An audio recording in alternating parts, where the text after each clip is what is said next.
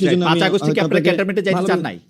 5 August আপনারা ক্যান্টনমেন্টে যাইতে এখানে চান নাই? আমাদের 5 আগস্ট পরবর্তী সময়ে আমাদেরকে ক্যান্টনমেন্টে যাওয়ার জন্য আহ্বান করা হয়েছিল। তো এখানে আমরা তখন সিদ্ধান্ত নিয়েছি না, আমরা ক্যান্টনমেন্টে যাব না। আমরা হচ্ছে যে সেটাই বলতে চাচ্ছি। সেটাই বলতে চাচ্ছি যে জি 5 আগস্টে আপনাদেরকে ক্যান্টনমেন্টে যেতে বলা হয়েছে, তখন আপনারা বলছেন যে আপনারা ক্যান্টনমেন্টে যাবেন না, তাই তো?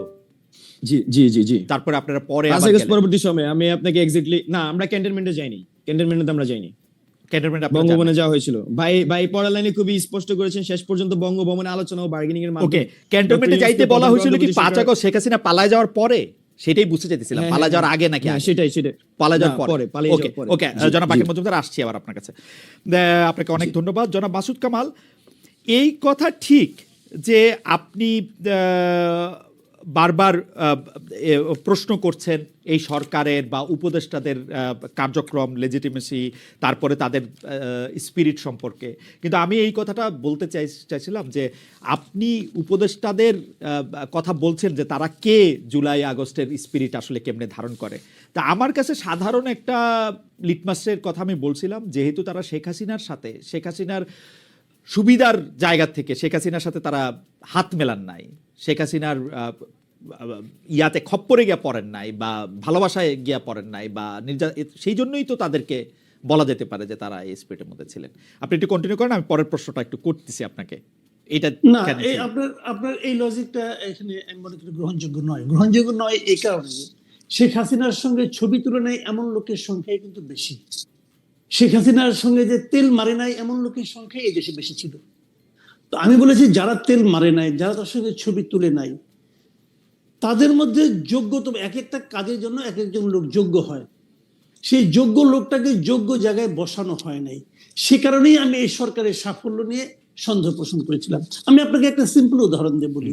এই বাকের মজুমদার, আপনি বললেন যে ও রাজপথে ছিল, ঠিক আছে ছিল, ও রাজপথে থাকাকালীন যাই যে ওকে বলতেন যে বাকের তুমি ভাই আন্দোলনটা খুব মন দিয়ে করো, কারণ যদি তুমি এই আন্দোলন করে শেখ হাসিনার পতন ঘটাইতে পারো, তাহলে আমরা নূরজাহান বেগমকে দায়িত্ব দেবো দেশের স্বাস্থ্য ব্যবস্থাকে ঠিক করার জন্য। ও কি বলতো আপনাকে? ভাবেন তো একটা কথা, ও কি বলতো? ভাই নূরজাহান বেগম জিনিসটাকে, উনি কে? উনি স্বাস্থ্য ব্যবস্থার কি বুঝেন? উনি কিভাবে একটা এরকম গণ অভ্যুত্থানের পর একটা নতুন সরকারের স্বাস্থ্য ব্যবস্থাকে ঠিক করবেন?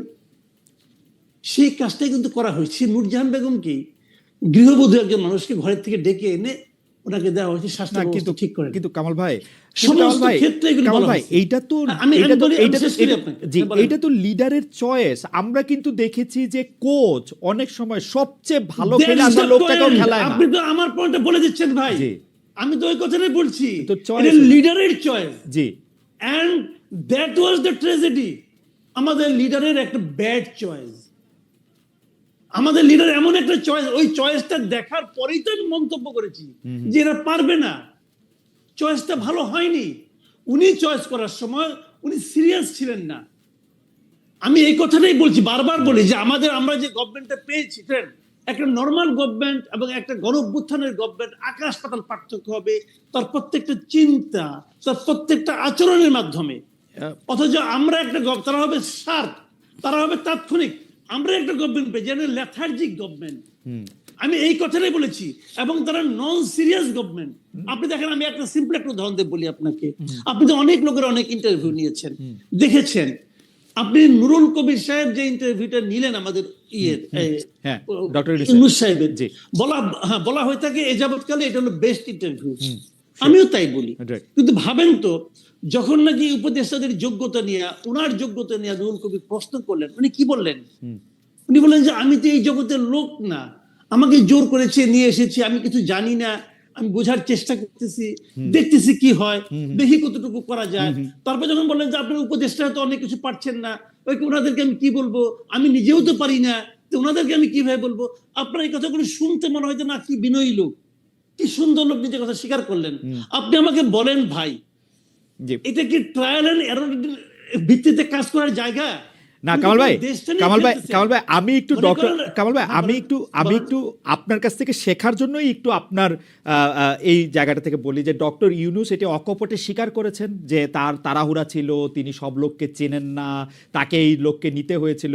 কিন্তু আপনি তো আরেকটা জিনিস খেয়াল করবেন কামাল ভাই, ওনাকে কিরকম জায়গায়, কিরকম একটা বাইনারির মধ্যে হাঁটতে হয়েছে। তিনি আওয়ামী লীগের লোক নিতে পারবেন না, তিনি বিএনপির লোক নিতে পারবেন না, তিনি এক্স এক্সট্রিম বাম লোক নিতে পারবেন না, তিনি এক্সট্রিম ডান লোক নিতে পারবেন না, তাকে মাঝামাঝি কিছু লোককে পছন্দ করতে হয়েছে। এর মধ্যে কিছু লোক ভালো থাকতে পারে, কিছু লোক খারাপ থাকতে পারে, কিন্তু তার ইন্টেনশন নিয়ে আমরা কেন প্রশ্ন তুলবো? আপনি দেখেন এতগুলি কনস্ট্যান্ট যদি কামাল ভাই আপনাকেও দেই, এতগুলি কনস্ট্যান্ট আপনাকে দিলে আপনার জন্য কঠিন হবে একটু। আমি বলি আপনাকে শুনুন, আপনি চমৎকার প্রশ্ন করেছেন। ইন্টেনশন অবশ্যই ইম্পর্টেন্ট। আপনি একটা ভালো ইন্টেনশন নিয়ে একটা খড়ের গাদায় একটা মেসের কাঠি জ্বালাই দেন, জ্বলবে না আগুনটা ভাই? জ্বলবে, জ্বলবে। ইন্টেনশনে কিন্তু আগুন নিভাবে না, রাইট। ইন্টেনশনে কিন্তু তাপ কমাবে না, রাইট। সেই তাপটা তো আমার গায়ে লাগতেছে। আপনি শুনেন, সারল্য, ভদ্রতা, নম্রতা, এটা কিন্তু যোগ্যতার বহিঃপ্রকাশ নয়। অ্যাবসলিউটলি। আপনি একটা যুদ্ধে নেমেছেন, ইটস এন ওয়ার, আপনি সেই যুদ্ধে আপনি পারছেন না রে ভাই। আপনি বলছেন যে আমি দেখি ট্রায়াল এন্ড এরর বেসিসে। শুনেন, আপনার সামনে দিকে তার ছিল, খোলা তার, একজন আপনাকে বললো ভাই তারটার মধ্যে কি ইলেকট্রিসিটি আছে? আপনি বলেন যে ঠিক আছে, হাত দিয়ে দেখি তো ইলেকট্রিসিটি আছে কিনা। আপনি কি হাত দিয়ে দেখবেন? আপনি যদি হাত দিয়ে দেখেন, যদি থাকে তাহলে এটা ধরবো না, তো ধরলে তো আপনি মরেই যাবেন না ভাই। কিন্তু আপনি তো পুরো জাতিকে সঙ্গে নিয়ে হাত দিচ্ছেন। না কামাল এটা ভাই, কিন্তু ব্যক্তিগত চাওয়া পাওয়ার বিষয় না। না, না। আমি আপনাকে বলি, শুনেন, প্রত্যেকটা ক্ষেত্রে এই ঘটনাগুলো ঘটছে। তো আপনি কোন ক্ষেত্রে আপনি বলেন? আপনি আমাকে বলেন, আপনি জীবনে অনেকদিন সাংবাদিকতা, আপনি বলেন তো অর্থ বছরের মাঝামাঝি আইসা শতাধিক পণ্য এবং সেবার উপর আপনি ভ্যাট এবং সম্পর্ক শুল্ক জারি করছেন, কার সঙ্গে আলাপ করে করছেন? ওকে, আপনি কার সঙ্গে আলাপ করে করেছেন? আমি একটু আগের থেকে আসি কামাল ভাই। সেইটা হচ্ছে যে আসেন। আপনি বলতেছেন যে এটা একটা যুদ্ধ, কিন্তু আমি তো দেখতেছি সেইটা হচ্ছে যে তিনি আসছেন শান্তিরক্ষা মিশনে। আমাদের শান্তিরক্ষা মিশন আর্মির যখন আফ্রিকায় যায়, তারা যুদ্ধ করতে চায় না, তারা শান্তিটা বজায় রাখতে চায়। আচ্ছা, তাদেরকে তো একটা নিরপেক্ষ good, জায়গা। very good. ডক্টর আচ্ছা, ইউনূস very তো good. যুদ্ধ করতে আসেন তাহলে না। আচ্ছা, খুব ভালো, আপনি চমৎকার উদাহরণ দিচ্ছেন। হ্যাঁ। আমি এই চমৎকার উদাহরণ দিচ্ছি, একটা মন্দ উদাহরণ দিই আপনাকে। জি, জি। যে শান্তিরক্ষা মিশনের সমস্ত মসজিদের ইমাম এবং পাদ্রীদের না পাঠায় সেনাবাহিনীকে পাঠায় কেন ভাই? কারণ এটা আপনি আমার বুঝান তো। যদি যুদ্ধ লাগে যুদ্ধ করবে, শান্তিরক্ষা যুদ্ধ মিশনে লাগলে যুদ্ধ করবে, যুদ্ধ লাগলে যুদ্ধ করবে। That is the point. G. That is the point. যুদ্ধ তো লেগে আছে সারা দেশে। মানুষকে জিজ্ঞাসা করেন না তার পকেটে কি যুদ্ধ লাগছে কিনা, বাজারে যে দেখেন না যুদ্ধ লাগছে কিনা, যুদ্ধ লেগে আছে। না, কিন্তু কামাল ভাই আপনি এর আগেরটা না বললে কেমনে হবে? 15 বছর আওয়ামী লীগের দুঃশাসন, তার আগ পর্যন্ত বিভিন্ন প্রতিষ্ঠান ধ্বংস হওয়া, পুরা 2024-এর এপ্রিল মাস থেকে একের পর এক আন্দোলন, নানা ধরনের বিষয়াদি, জুলাই আগস্টে কোনো কিছু কাজ না করা, এগুলি আপনি দ্রব্যমূল্যের জন্য একটুক সাফার আমরা করব না, একটুক আমরা দিব না? মানে আমি এর আগে যে দেশটাতে থাকতাম জার্মানিতে, তারা তো 15 বছর ডাস্টবিনের খাবার খায় দেশটারে ঠিক করলো। ওকে, তাহলে আপনি প্রত্যেকটা বাজারের আশেপাশে 20-30টা করে ডাস্টবিন রাখেন। না না যারা বাজার করতে পারছো না, এখান থেকে নিয়ে যাও। না না, তা না, তাহলে বলেন আপনি তা না, কি কিন্তু বলবেন? কিছু আপনি বলেন, স্যাক্রিফাইস, আমি আপনাকে কিছু বলি, স্যাক্রিফাইস আমরা কতটুকু করব না, দরকার নাই। কিছু স্যাক্রিফাইস আমরা করব না। কিছু কতটুকু, কিছুটা কার জন্য কিছু, যে বাণিজ্য মন্ত্রী দায়িত্ব নেওয়ার 1 মাসের মাথায় সয়াবিন তেলের দাম ওই সিন্ডিকেটের স্বার্থে 8 টাকা বাড়ায় দেয়, তার কিছু? নাকি যে লোক 1 লিটার তেল কিনতে যে 3 বার পকেটের টাকা গুনে, তার জন্য কিছু? আপনি কার কথা বলতেছেন রে ভাই? সাধারণ মানুষ, এই দেশের মানুষের, আপনার একজন উপদেষ্টা এই যে আলী ইমাম মজুমদার, সে বলতেছে জিনিসপত্রের দাম বেড়েছে কিন্তু মানুষের কষ্ট হবে না। ওই লোক কষ্টের কি বুঝে? আপনি আমাকে বলেন, ওই লোক সাধারণ মানুষের কষ্টের কি বুঝে? বেতন বাড়বে না, চাকরিচ্যুত হবেন আপনি, জিনিসপত্রের দাম বাড়বে কিন্তু আপনার কষ্ট হবে না। এটা কি ভাই জুয়ে আছেন, ম্যাজিক নাকি?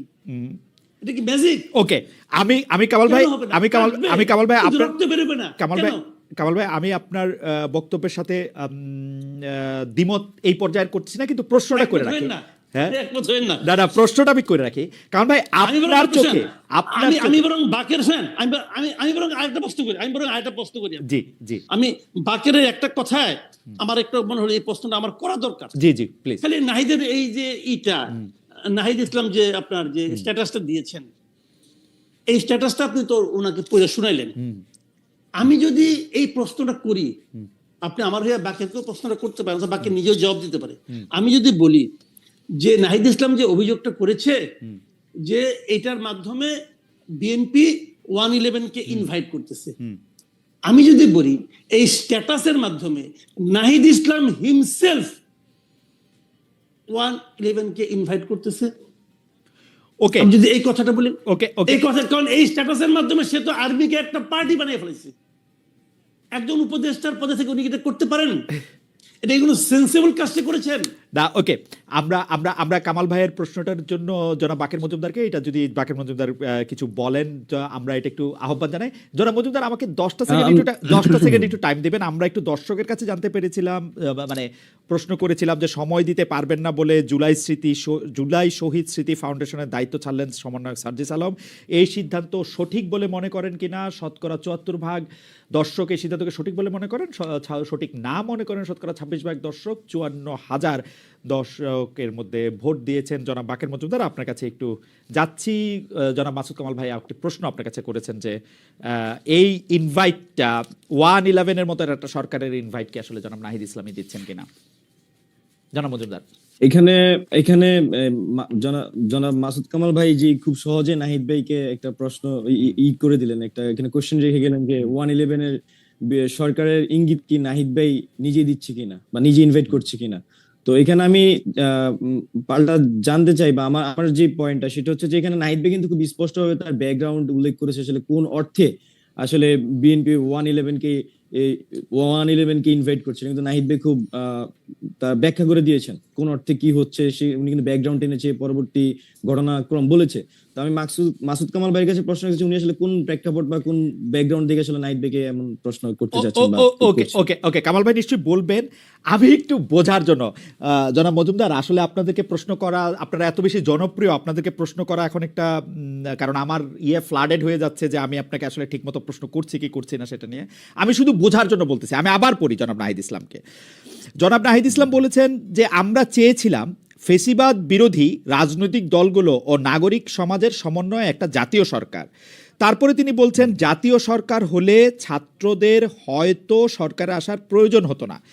মানে রাজনৈতিক দলগুলো নাগরিক সমাজের সমন্বয়ে একটা জাতীয় সরকার, সেটা আপনারা কাকে মিন করেছেন? মানে কারা সরকারে আসে নাই? মানে এটা জাতীয় সরকারটা কে? মানে পরের লাইনে আছে জাতীয় সরকার অনেক দিন স্থায়ী হবে এই বিবেচনায় বিএনপি জাতীয় সরকার আসতে রাজি হয় নাই। তো বিএনপি রাজি হয় নাই, তার জন্যই কি আর কোনো রাজনৈতিক দলকে ইনভাইট করা হয় নাই, নাকি বিএনপি রাজি হয় নাই বলেই অন্য কোনো সরকার রাজনৈতিক দলগুলো আসে নাই? এখানে না, শুরুতে হচ্ছে 5ই আগস্টে আমরা যখন বিএনপির শীর্ষস্থানীয় নেতৃবৃন্দের সাথে কথা বলি, তখন আমরা আসলে জাতীয় সরকারের আহ্বান করি। তো সেক্ষেত্রে ভাই যেটা বলেছেন সেটাই, জাতীয় সরকার বিএনপি জাতীয় সরকার অনেকদিন স্থায়ী হবে সেই বিবেচনায় বিএনপি আসলে জাতীয় সরকারে সেই সময় আসতে চায়নি। তো বিএনপি যেহেতু এখানে ফ্যাসিবাদের বিরুদ্ধে রাজনৈতিক সংগঠন হিসেবে সবচেয়ে বড় রাজনৈতিক দল, এবং বিরোধী দল হিসেবে তো তখন সবচেয়ে বড় বিরোধী দল ছিল ফ্যাসিস্ট আওয়ামী লীগের আমলে। তো সবকিছু মিলে আমরা তো অবশ্যই বিএনপি এখানে একটি অন্যতম গুরুত্বপূর্ণ স্টেক হোল্ডার আমরা বিএনপিকে মনে করি। তো এই সিদ্ধান্তের কারণে, বিএনপির সিদ্ধান্তের কারণে আসলে আমরা এই জাতীয় সরকার গঠনের প্রক্রিয়ায় যেতে পারিনি। আমার কাছে মনে হয় যে আর আপনি যেটা বলেছেন যে অন্যদের, এখানে বিএনপি যদি না আসে আসলে এই জাতীয় সরকারের লেজিটিমেসি নিয়ে আমাদের নিজেদের মধ্যে প্রশ্ন ছিল যে আসলে সবাইকে মিলে যে রাজনৈতিক ঐক্যমতের কথা আমরা বলছি, সেটা যখন বিএনপি এখানে জাতীয় সরকার রাজি হচ্ছে না, সেক্ষেত্রে আসলে আমাদেরকে স্ট্র্যাটেজিক পরবর্তী সিদ্ধান্ত নিতে হয়েছে। আর